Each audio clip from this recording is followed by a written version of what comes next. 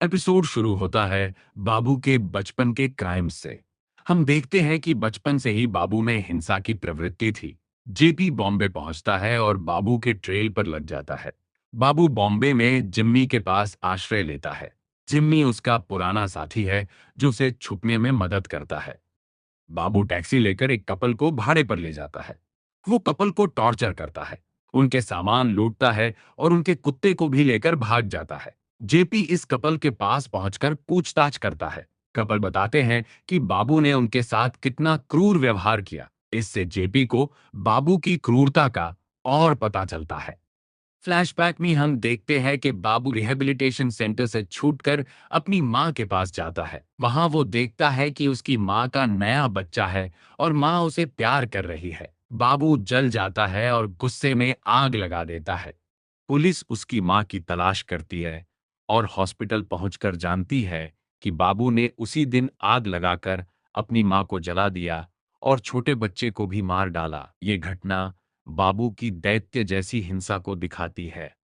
JP rehabilitation centre जाता है। वहां बाबू और जिम्मी कहानी सुनता है और फाइल से उनकी फोटो ले लेता है। बाबू की गर्लफ्रेंड की सहकर्मी नर्स पेपर में फोटो देखकर पुलिस को बताने की कोशिश करती है, लेकिन बाबू की गर्लफ्रेंड डर जाती है और कुछ नहीं बताती। बाद में वो नर्स पुलिस को फोन करके खबर देती है। जेपी हॉस्पिटल पहुंचता है, लेकिन बाबू की गर्लफ्रेंड क्वार्टर में रहती है। पुलिस नर्स के साथ क्वार्टर की तरफ जाती है। बाबू अपनी गर्लफ्रेंड से मिलने आता है। वो उसे शहर छोड़कर बाहर जाने और शादी करने की बात करता है।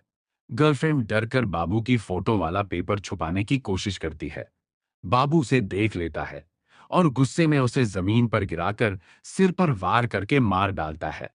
पुलिस पहुंचती है तो देखती है कि बाबू भाग चुका है, लेकिन वहां एक कोट मिलता है जिसमें टेलर का नाम और एड्रेस होता है। जयप्रकाश को वहां से उस कपल का कुत्ता मिलता है जिसे बाबू उसके गर्लफ्रेंड को गिफ्ट करने के लिए लाया था। पुलिस उस टेलर से पूछताछ करती है और बाबू के दोस्त जिम्मी तक पहुंच जाती है। जिम्मी बताता है कि वो हनीमून पर आगरा जा रहा है। पुलिस समझ जाती है कि बाबू भी शायद आगरा जाएगा। एसपी को फोन करके जेपी सब बताता है। एसपी उसे डांटता है कि बिना बताए बॉम्बे क्यों आया और दिल्ली वापस आने को कहता है, लेकिन जेपी ये सुनकर भी आगरा जाने का फैसला करता है।